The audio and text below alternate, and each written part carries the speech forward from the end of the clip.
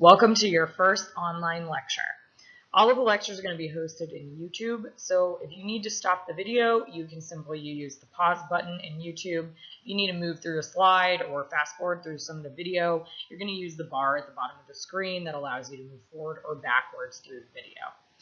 If there are links that I indicate that you should watch a video or go to an assessment or something like that, the links are going to be available in Canvas under that module and will be clearly connected to the lecture because it'll be underneath that lecture. So unfortunately, you can't click anything in a YouTube video, so you will have to have that Canvas module open in order to access any outside content that I refer to during the lecture.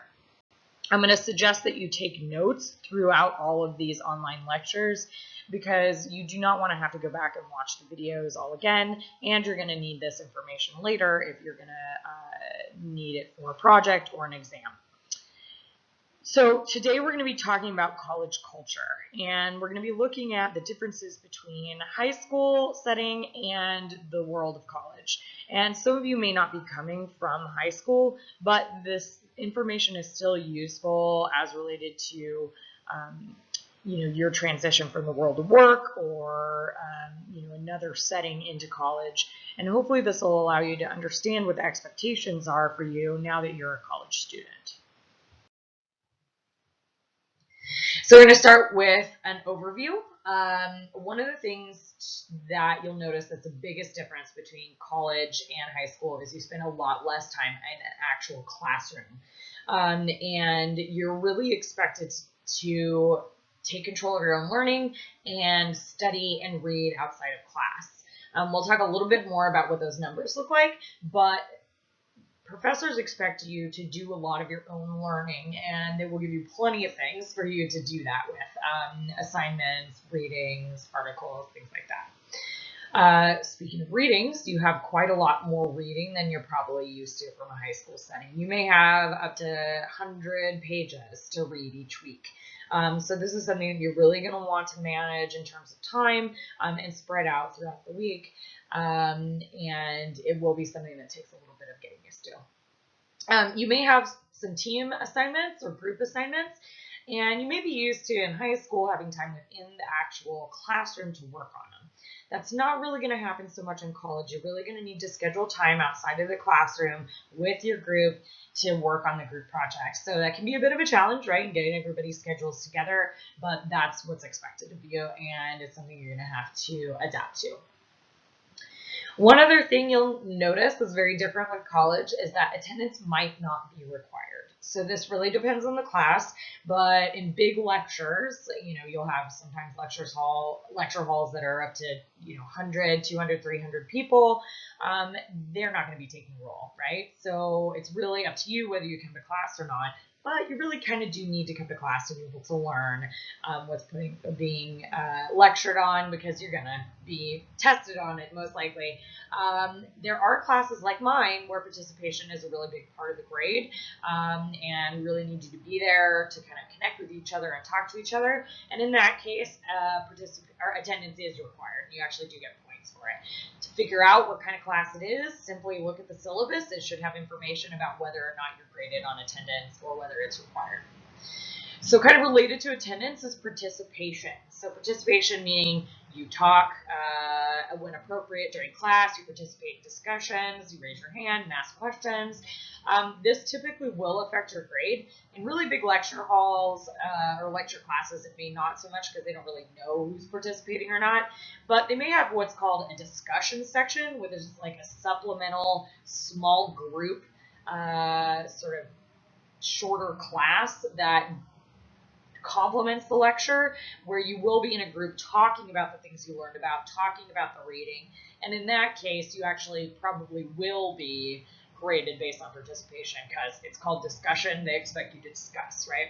That tends to be more in a four-year setting than in the community college, but that's just something to note. There's also a lot fewer reasons for excused absences. In a college setting, people expect you to be there. If it is a required attendance course, they're really generally only going to allow excused absences for things like illness or either a jury duty, military service, or a death in the family, and they will often ask for some kind of proof that that happened to you. So whether that be a doctor's note or your jury duty slip, it's just a little bit more restricted in terms of what's allowed in terms of missing class. So one of the biggest things with college, and I alluded to that a little bit on the previous slide, is you're responsible for your own learning and behavior. So behavior in high school is sort of a part of the teacher's job, right? Is to manage classroom behavior. In a college setting, if you're being disruptive to other people's learning, you may be given a warning, but generally if it continues, you're gonna be asked to leave. The thing with college is you're choosing to be here, right? You're paying for college. Nobody's forcing you to go to college. So the idea is that you're going to be there and you're going to behave because you want to learn. You are an adult. The professor is not there to manage behavior, and there's really not a whole lot of negotiation around that. In terms of learning, you are expected to do the learning on your own. You need to do the assignments, you need to do the work, you need to do the reading, you need to take notes, and you need to study. And this is all something that is just expected that you do, and it is your responsibility to take care of that. There's a lot less hand-holding. Teachers really won't be reminding you to do these things. They're just expecting you to do it, which also relates to this idea that you're choosing to be in college, and this is something you want to be, somewhere you want to be, and things you want to learn presently. So one thing about college that's very different than high school is you're only going to have your instructor for a few months, right? So in high school, you're dealing with them for an entire academic year, whereas depending on whether you're a quarter system or a semester system, here we're on a semester system, you're going to be with an instructor for about 16 weeks, which is 4 months, or in a quarter system at places like many of the UC campuses like UC Davis or UC Merced, it's generally only 10 weeks. So this can be good because if you don't like the professor, you don't have to be with them very long, but it can also be a bit of a challenge because you generally won't get to know your professor that well, and they won't maybe get to know you as well. And so that relationship is not going to be as close as it might be in a high school setting when you spend a lot more time with them. So you really are going to want to expect instructors to not let you know what notes to take. So you really need to pay attention to lecture, kind of figure out what's important and what you need to write down. Unlike in high school where they may say, hey, this is important, you should probably write this down. You're not going to get that little cue in college very much. We actually have a lecture in this class on note-taking, and we're going to talk a little bit about how to pay attention to what might be important. So it's something you have to learn, right? But you just want to know that, I'm not going to tell you, hey, you should write this down. You're going to need to kind of figure that out. One thing a lot of people really like about college is that you can drop a class.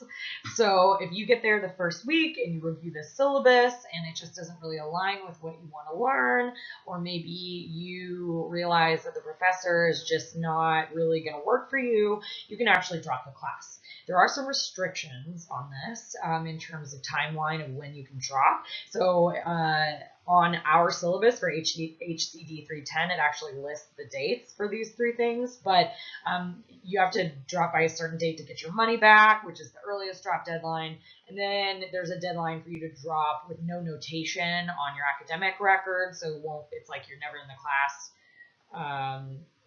at all, but you won't get your money back. And then finally, there's a deadline by which you drop and you can get a W, which means withdraw, and that's the latest deadline. So you have to kind of determine fairly quickly if you want to be in that class or not, if you do want to get your money back for that class. So one thing you may be surprised to learn is that many college professors are not actually given any training in teaching. So most college professors are either PhDs, so they have a 4-year degree beyond the bachelor's degree, which many of you are trying to get, or a master's degree in the field that they are teaching. So if you're taking a sociology class, they may have a PhD in sociology, but they may have no training at all in how to teach you. Many professors are focused on doing research in their field, and it may not be their absolute priority to teach, although they are required to do so. This will depend on the institution. So, for example, the University of California system tends to be a little more focused on research versus, the CSU system, which has a little bit more of an emphasis on teaching. The community college is very, very connected to the teaching philosophy, so you're going to have a lot more people that are interested in teaching. So it does vary, and it can vary from professor to professor, because some professors really love teaching, and so they'll take it upon themselves to get training. But you shouldn't expect them to be the best teacher in the world. Some will, some won't. So you're going to have some variation, versus in a high school setting, to legally be allowed to teach you, high school teachers have to get a full year of training just in how to teach you. So they're definitely more prepared in just the idea of teaching philosophy and how those approaches best work in a classroom setting. Another piece that's really different in a college setting is that you might have a TA, which stands for teaching assistant, and they might be part of instructing you, or they might be just doing some of the grading. So basically, a TA is a graduate student that is studying to get either a PhD or a master's degree, usually in the field that relates to the class that you're taking. So let's say you're taking a psychology class. The TA might be a graduate student, PhD candidate in psychology. And so generally, if your course has a discussion section, which is more, as I said, in the four-year institutions like the UCs or the CSUs, they'll run those discussion sections. Or sometimes there might not be a discussion, but they're just doing the grading because your professor can't do, 200 papers, in a timely manner. So they'll be doing the grading. So that's a little different than high school, because your teacher in high school is doing the grading, the teaching, and the discussion, right? Whereas this is a little bit more separated out. And that, again, depends on the class, right? This is a smaller class. I do all of those things, right? I don't have anyone helping me. You also, in a college setting, may more frequently have an instructor from another country. And this can really be fantastic because you'll get different perspectives and sort of a more broader view of the world. But it can also be a challenge for some students because, many professors coming from another country may have an accent, and that can sometimes be hard for some folks to understand. So this is one of those things you may want to figure out before the drop deadline, whether that's going to work for you or not. Finally, in college, you may notice that lectures and readings don't overlap 100%. And this is usually because the idea is the readings sort of supplement lecture. So the lecture might be the sort of professor's approach to whatever the topic is, and then there might be an article related to it, but not exactly overlapping. Whereas in high school, often lectures and lessons are really go hand in hand with the textbook, right? So you're going to see that it's additive, but it's not necessarily a complete overlap. Okay, so we're going to do a side-by-side comparison of some of the aspects of the college experience versus the high school experience on a variety of topics. And the first thing we're going to focus on is class time and study time. And I talked a little bit earlier about how you spend a lot less time in the classroom, and this is actually going to show you the numbers that relate to that, so you can kind of see exactly what the differences are. So in high school, classes meet for about an hour a day for about 180 days a year. So that means if you're taking a math class, you're going to meet 1 hour a day for 7 days a week. So this is just your math class, right? I'm not including your English class and your science class and everything. It's just the math class. Versus if you're in college taking a math class, in this case, it would be a 3-unit math class, right? Because if you are taking 3 units, that means you're in class 3 hours a week. So if you're taking a 3-unit math class, the class would meet about 3 hours a week for about 15 weeks. So the totals on this, 180 hours, right, versus 45 hours in a classroom, it's a big difference. So it's 135 hours per class that you're taking, which you're responsible for your own learning in a college setting, versus in high school where you're spending that amount of time actually in the classroom directed by the instructor. So it is very self-directed. You need to do your reading, your studying, your review of the material, because this is all on you outside of that classroom setting. So it may be tempting, right, when you're in college to say, oh, well, look at all this free time I have because I'm not in class all day. But that's not really intended to be free time. It's intended to be studying time. And we talked about how, 1 unit of time, like 1 unit class equals 1 to 2 hours a week, 2 to 3 hours a week of studying. So you need to fill that time with that. So we're going to do a side-by-side comparison for grades. So there are a lot of differences in terms of grades with college versus high school. So pre-college, grades are given for most of your assignments. So generally you're going to get, at least points or an A to F letter grade on each assignment that you do. Versus in college, professors may assign work and never actually collect it or grade it. So the work is intended to help you learn the material, and you may be tested on that assignment, but you may never be graded on the assignment.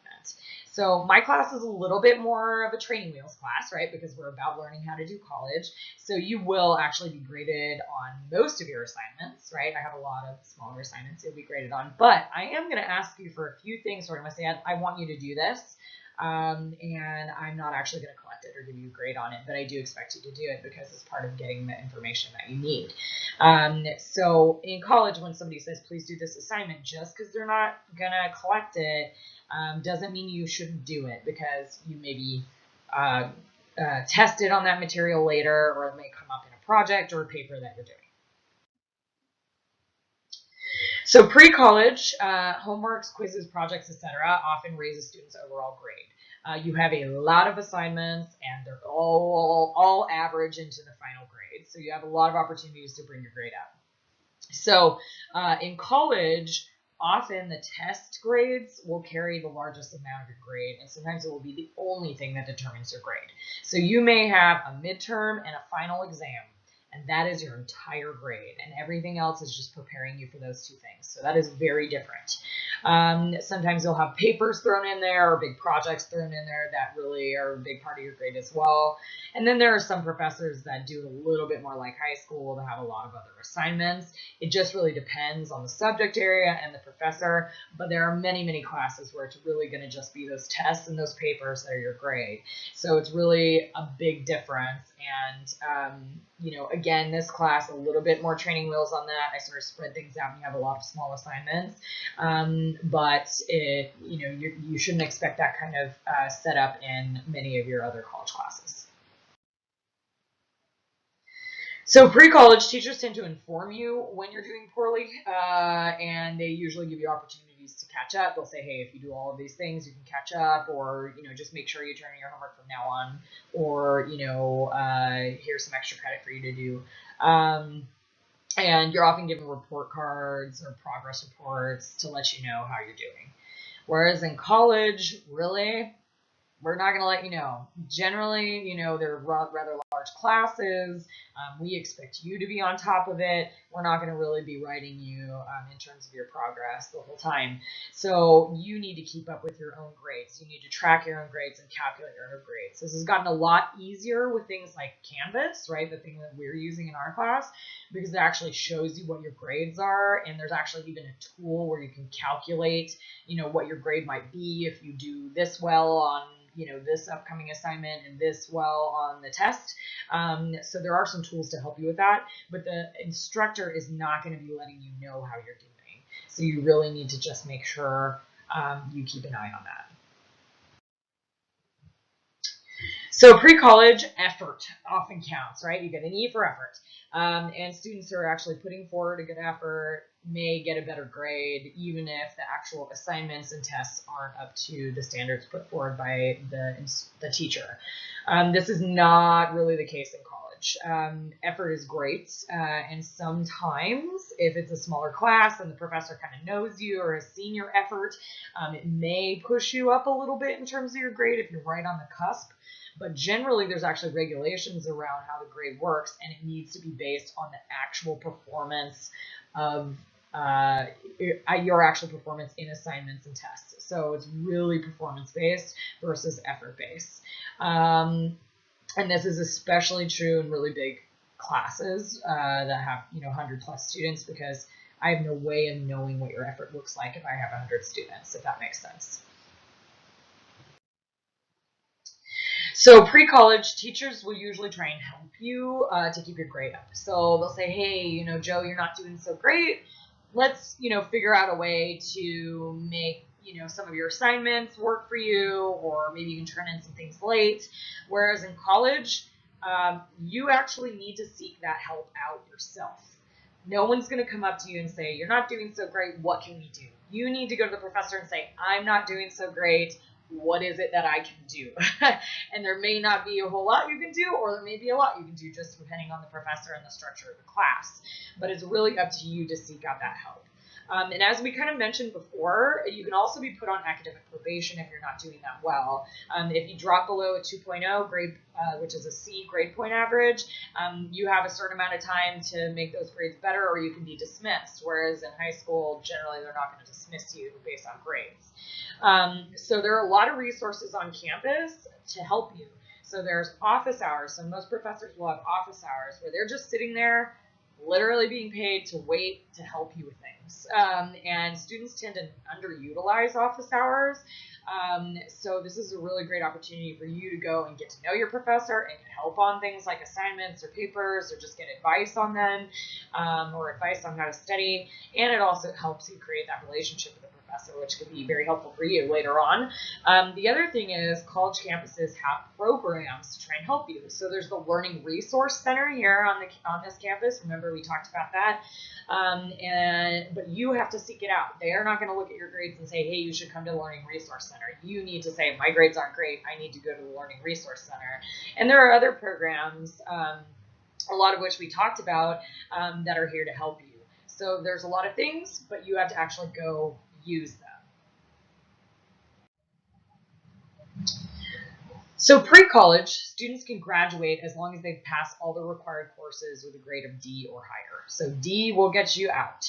In college, you can only graduate if you have a 2.0 GPA, which is a C average. So that doesn't mean you can't get a couple D's and F's, right? But you have to have an overall 2.0 grade point average. And there are certain classes that you have to get a C or higher in order to graduate. And we'll talk more about that. So we're going to do a side-by-side comparison with tests, because there are some differences. So in high school, you often have a lot of tests. You may have a test on each learning unit, or you may, have a variety of quizzes and a few bigger tests, but generally it's on small amounts of material. Versus in college, you have much more infrequent tests that cover a larger amount of material. So you may have one midterm and one final exam, and that's it. Or you may have a couple of midterms and one final exam. But basically, it's a lot more material you're being tested on. You may also have what's called a cumulative exam. This means that they're testing you not just on material from the last exam on. They're testing you on material from the very beginning of the semester until the point when you're taking the exam. So, for example, you may have a final that includes not only the material from the midterm until the final, but also all the material that was covered by the midterm. So it's important to, be continuing to study, reviewing your old notes, making connections between those, reviewing the midterm exam, because you may get tested on all of that. So pre-college teachers usually will tell you and remind you a lot when a test is coming up. In college, they may not remind you at all. You need to live and die by the syllabus, right? We're going to talk a lot about this, but You need to read the syllabus and be on top of the syllabus and put things in your calendar. However, you can remember that there's a test coming up. But the professor may never actually remind you that there's an exam.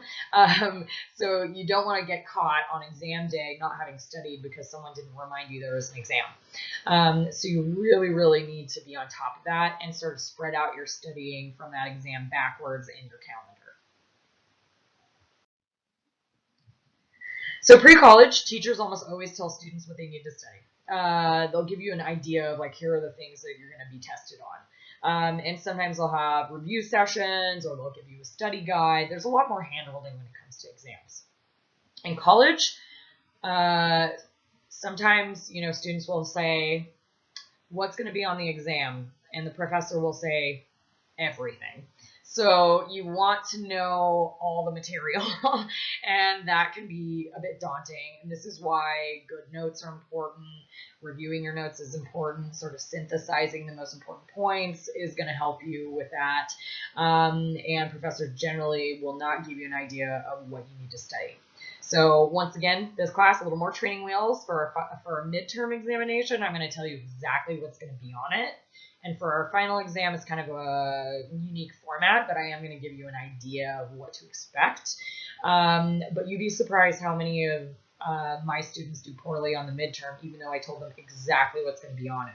So if you have a professor who says, just know everything, you may be tested on anything from the class, including the reading, handouts, and lecture, you want to make sure that you're preparing for that.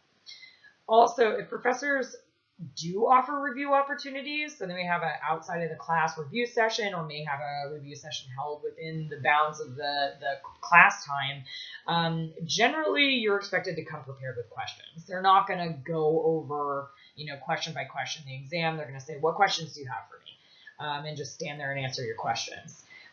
So you need, again, to take more responsibility for your learning and know where you're stuck so that you can take advantage of that review opportunity. So pre-college, teachers often will rearrange test dates to avoid conflicts with other classes or big school events, and they really kind of think about those things. Versus college, we have no idea what other classes you're taking. There's really no way to make sure tests work for you, and we're not going to think about big school events. So you may have exams that are right next to each other. So this is another really important thing with your time management and your calendaring or scheduling, to make sure that you have time to study for both, because you may have them on the same day or within a couple days. The only thing that's really managed at the college setting in terms of exams is the final exams, and that's really based on space. So you still might have back-to-back final exams. And generally, if you have a conflict, a professor is not going to reschedule a test date. If you have something that happens to you, we'll talk about that in a minute, but in terms of like a big overall conflict, we're not going to reschedule. So pre-college makeup tests are often available, right? If you get sick or something happens, there's probably a makeup test or some other project you can do to make up for the exam points. In college, makeup tests are not usually given. This varies depending on the institution, what their guidelines are. But if there is an opportunity for a makeup exam, you generally have only a few reasons that you're allowed to have missed the exam. You're gonna have to provide proof. You're gonna have to probably come outside the normal class time to do the makeup exam, and you're the one who needs to request it. If you don't show up for an exam, your professor's not going to go, oh, Joe wasn't there for the exam, I better help them out and get them set up with a makeup exam. No, you need to go up to the professor and say, I had a giant car accident, I broke my leg, I couldn't be there, I need to schedule, what can we do to schedule a makeup exam, or is there something else I can do to make up those points? So pre-college, a low grade on a test may not have that big of an impact on your final grade because there's so many tests, or they may not be the biggest part of your grade. Versus college, if you do badly on that first midterm, it may have a big impact on your final grade. You want to make sure that you look at the way the point system works and how many assignments there are before you give up and drop the class. But it is possible that it can really impact your grade if you just do badly on one exam. So this is why tests are so important in the college setting, and that, your preparation and note taking are going to be sort of crucial to your success in college setting.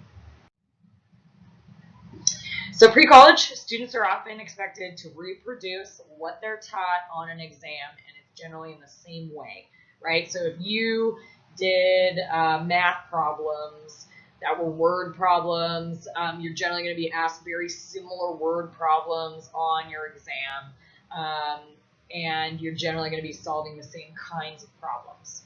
In college, this may not be the case, right? You're often expected to actually apply what you've learned to new situations or solve problems with the information that you have when you take an exam. So I'm going to give you an example of that. So I took a class on marketing. So my undergraduate degree was in media studies, basically mass communications, and we learned how to analyze media and advertisements and other entertainment media. And so for the exam, she played a clip from a telenovela, which is basically a Latina soap opera. And we had never seen those before. We had never specifically analyzed telenovelas. But we were expected to take the knowledge that we had about analyzing the media and apply it to this new format that we had never really seen. So those kind of exam questions might come up for you in college, where it's really showing that you know versus showing that you've memorized and can kind of mind dump on the page, right? So my first exam is going to be, for the midterm, a little bit more of a memorize and mind dump. And then my second exam is a little bit more focused on how you can apply the knowledge that you got here. So I kind of wanted to give you both so you could see that situation and experience it. So we talked about all these differences between high school culture and college culture. So how do you actually adapt to it? How do you get used to this? What are some tips to make sure that you don't get overwhelmed or, get behind? So first thing, do not get behind on your readings. There is a lot of reading, yes, but it's very important and you'll often be tested on it. So this is where your calendar, your schedule is going to come in. You're going to want to break it up into manageable bite-sized pieces, and you're going to want to actually do it, because if you get behind, then it's really overwhelming, because not only will you be reading, you're going to be taking notes on it and kind of summarizing it. So it is more of an active reading than maybe you're used to. And we do have a lecture in this class on how to do college reading, so we'll talk more about that, but just make sure you don't get behind. Get notes from missed classes. So if you miss a class, you're sick or whatever, make sure you have a buddy that actually takes notes and is actually good at taking notes, that you can ask for the notes, because you can be tested on any lecture. Even if attendance is not required, you still need to know the information. Actually go to class. Even if you're in a class where attendance is not required, all of that information is required, right? It is very, very rare that you're going to be able to be successful on an exam if you have not gone to class consistently. So make sure you go. One thing that's a really good tip is to get to class early. Take this time to review your notes, look at your reading, get your homework out, review it. And all of these things, first of all, will help synthesize information and get it from your short-term memory to your long-term memory, which will help you with the exams that are potentially cumulative. But also it helps you be prepared to discuss these items, right? If you're expected to discuss it, doing a quick refresher at the beginning of class can help you be more articulate and actually, really participate. Do try to connect with your instructor. As I mentioned earlier, office hours tend to be totally underutilized. Go to your office hours, even if it's just to ask a quick question and connect with your instructor, because then they'll know who you are. They'll know that you tried to connect with them. They'll give you generally, some good help. And so it's just something that you should really take advantage of. The other piece that's really, really important for you is to find out what your learning style is. So there are various types of learning styles. People learn in different ways, and this can really help you adjust the way you approach the course material in a way that works for you. So we actually have a lecture on learning our learning styles and multiple intelligences so we can kind of find out what our highest intelligence area is and our learning styles are, and some tips for how to apply that to the classroom setting. So make sure you come to that lecture.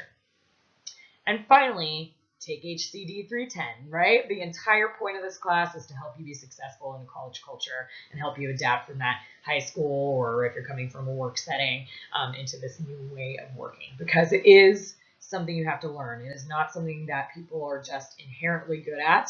I'm here to help you learn how to do college. Finally, ask for help. There are so many resources on campus. There are so many people that are here and they just want to help you and help you succeed. That's the whole point of this organization, is to help students get an education. So don't think you have to go it alone. There are a multitude of opportunities for you to get support. Okay, so we're switching gears really quickly here, and I'm going to do a very brief overview of financial aid, and it is pretty basic. I'm not an expert in financial aid.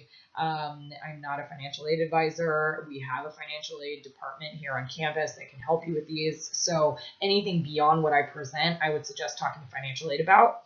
But I do want to bring it up and just touch on some pieces of it, because it's really a part of the challenge of going to college is, how do I pay for everything? Maybe the first time you're living on your own and having to pay your rent. Maybe the first time, you have to pay your utilities. So just giving you an idea of, well, okay, how do I get some help with that, I think is important. So the first thing I want to mention is federal student aid. So to get aid from the federal government, which is some of the best opportunities for financial aid, you're going to fill out the FAFSA. So this is the free application for federal student aid.